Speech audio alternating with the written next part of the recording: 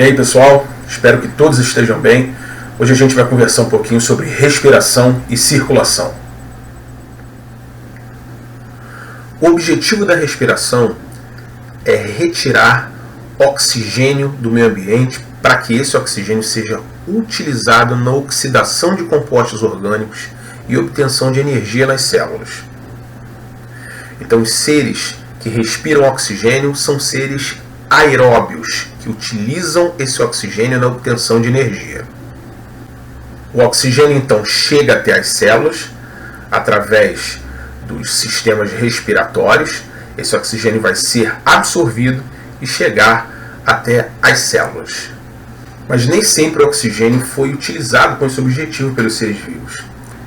Na verdade, milhões de anos após a vida já ter se formado, já existia uma diversidade de organismos unicelulares na Terra, no planeta, e uma das características da atmosfera terrestre era a ausência de oxigênio, que aliás é um gás extremamente tóxico, porque o oxigênio é muito reativo.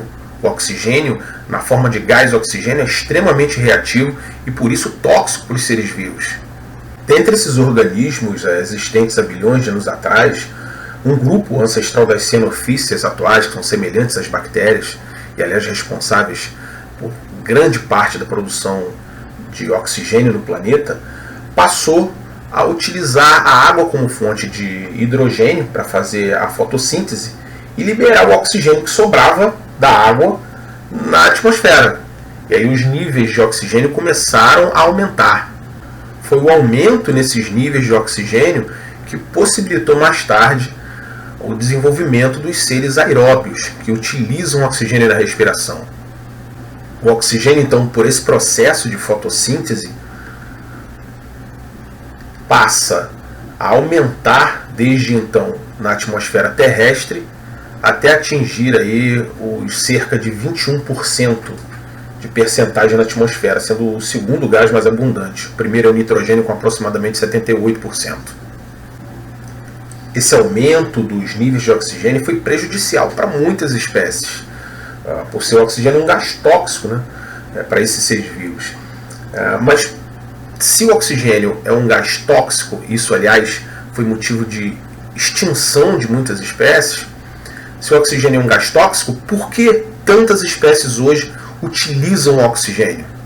Para responder essa pergunta, a gente vai dar uma olhada num organismo unicelular, um fungo unicelular chamado Saccharomyces cerevisiae, a levedura. É o fungo utilizado como fermento para massas e na produção de bebidas alcoólicas também. Esse fungo ele pode utilizar dois processos para gerar energia nas células. Um é a fermentação e o outro é a respiração aeróbia. Por isso a gente diz que o Saccharomyces, a levedura, é um aeróbio facultativo. Quando não tem oxigênio disponível no ambiente, ele faz a fermentação, e quando tem oxigênio disponível no ambiente, ele faz a respiração aeróbia, que é o processo bioquímico na célula que usa o oxigênio para oxidar compostos orgânicos e gerar energia, gerar ATP.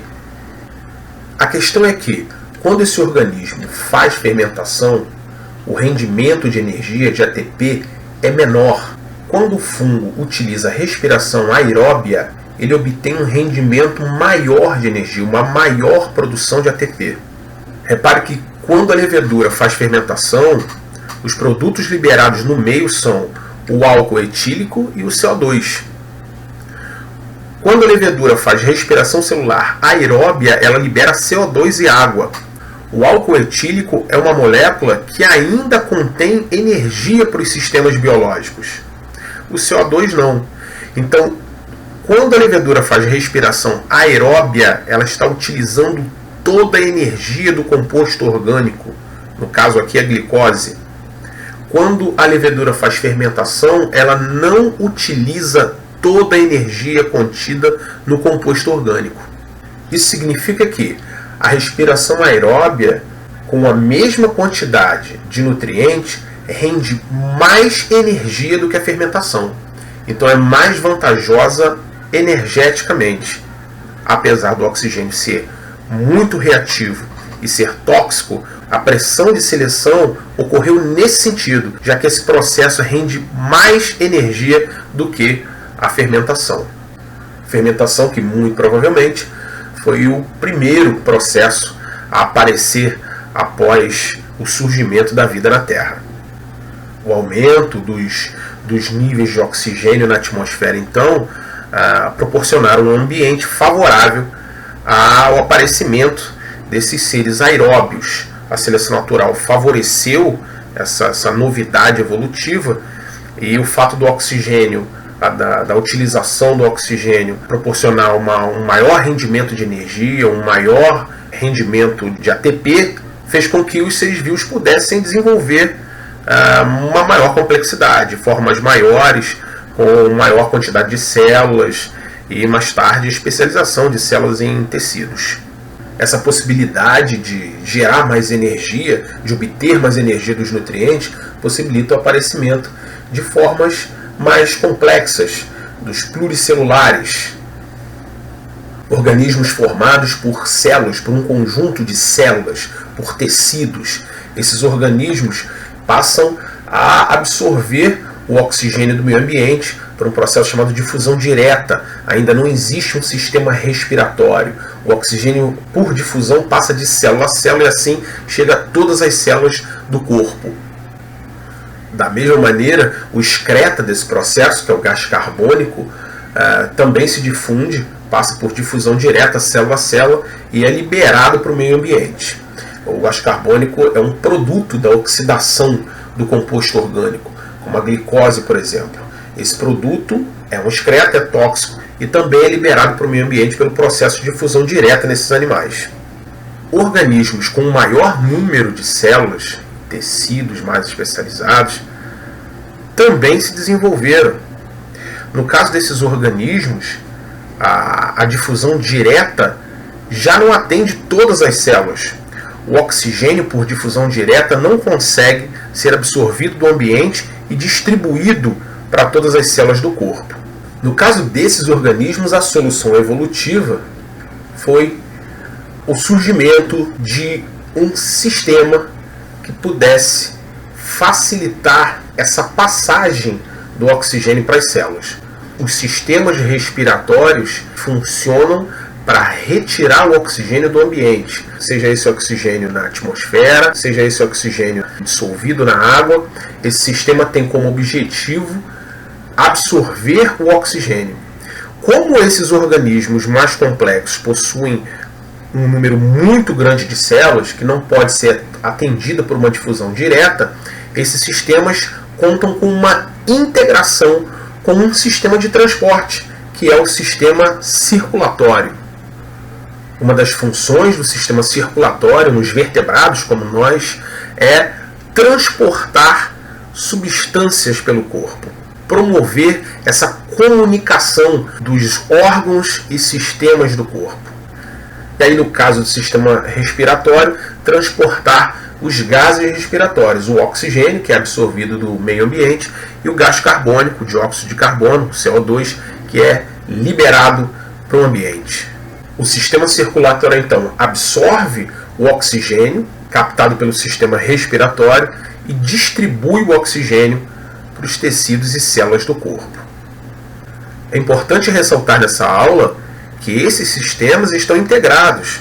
O sistema circulatório, enquanto sistema de transporte, ele também serve a outros sistemas, como o sistema digestório, por exemplo, que a gente viu na última aula. Os nutrientes já digeridos são absorvidos para o sistema circulatório e o sistema circulatório, então, vai distribuir esses nutrientes para os tecidos e células. Então, os nutrientes que são utilizados nas células, por exemplo, para a obtenção de energia, são nutrientes que, em última análise, vieram do sistema digestório, dos alimentos que foram digeridos e transformados em moléculas menores e absorvidos para o sistema circulatório.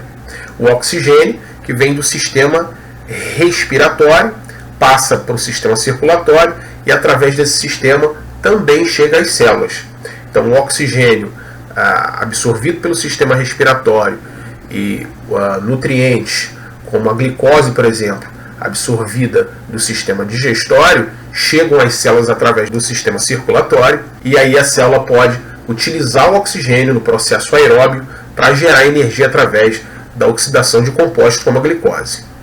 Estou dando aqui o exemplo da glicose, mas outros compostos orgânicos, como os ácidos graxos oriundos da digestão dos lipídios e os aminoácidos oriundos da digestão de proteínas, também podem ser utilizados pela célula como compostos a serem oxidados para gerar energia, gerar ATP. Para a gente dar uma olhada num ponto importante de integração entre o sistema respiratório e o sistema circulatório, a gente convoca aqui nosso voluntário Charles Darwin. Esse ponto é um sistema formado por alvéolos pulmonares e capilares sanguíneos. Os pulmões são um conjunto de alvéolos pulmonares, que são pequenos sacos, bastante vascularizados. Para a gente analisar o funcionamento básico desse ponto de integração, vamos ampliar aqui esse sistema entre alvéolo e capilar sanguíneo. O ar atmosférico que chega nos pulmões, que chega nos alvéolos, quando a gente inspira o ar atmosférico, ele entra nos alvéolos com uma concentração maior de oxigênio e menor de gás carbônico. O gás carbônico é um gás em baixa quantidade, em baixa percentagem na atmosfera, e o oxigênio, como a gente já viu, ocupa cerca de 21%. Mas vamos analisar aqui essa situação. A gente tem no alvéolo uma concentração maior de oxigênio e menor de gás carbônico. Já o sangue, que chega pela circulação no alvéolo, é um sangue que possui uma alta concentração de gás carbônico e uma baixa concentração de oxigênio. Porque o sangue que chega nos pulmões é um sangue que vem dos tecidos do corpo. Lembrem-se que o gás carbônico é um excreta, é um produto da oxidação de compostos orgânicos. A célula libera gás carbônico no sangue, como resultado da oxidação de compostos orgânicos. Esse sangue que está chegando no pulmão é um sangue que veio do corpo, passou pelo coração e foi bombeado para ser oxigenado. Então o sangue que está chegando com uma alta concentração de gás carbônico e uma baixa concentração de oxigênio. Tanto as moléculas de oxigênio como as moléculas de gás carbônico são moléculas apolares que atravessam a membrana plasmática das células livremente. Então, a parede dos alvéolos e a dos capilares são atravessadas por essas moléculas livremente. E essas moléculas possuem energia cinética, elas possuem movimento, e esse movimento é aleatório, elas se movimentam em todas as direções. Só que nesse caso, existe uma quantidade muito maior de moléculas de oxigênio no alvéolo. A probabilidade dessas moléculas atravessarem do alvéolo para o capilar é muito maior do que a probabilidade de atravessarem moléculas do capilar para o alvéolo. As moléculas passam nos dois sentidos, mas no final das contas, o saldo de moléculas que passa para o capilar é muito maior. O mesmo ocorre com gás carbônico, só que na direção inversa. Como existem muito mais moléculas de gás carbônico no capilar, no final das contas, o saldo de moléculas de gás carbônico que atravessam do capilar para o alvéolo é muito maior do que o das moléculas de gás carbônico que atravessam do alvéolo para o capilar. Esse fenômeno faz com que as concentrações mudem e a concentração do alvéolo passe a ser maior em gás carbônico, menor em oxigênio. A concentração do capilar passa a ser maior em oxigênio e menor em gás carbônico. Então, o ar que sai dos pulmões sai com uma concentração muito maior de gás carbônico e o sangue que sai dos pulmões sai com uma concentração muito maior de oxigênio. Esse sangue, então, volta para o coração e do coração, sangue já oxigenado, vai ser bombeado para todas as células do corpo. O objetivo dessa breve aula foi dar uma visão geral e integrada desses sistemas, para que você tenha isso em mente quando estudar o material da apostila e no contato com seus mediadores. Obrigado pela atenção de todos e até a próxima.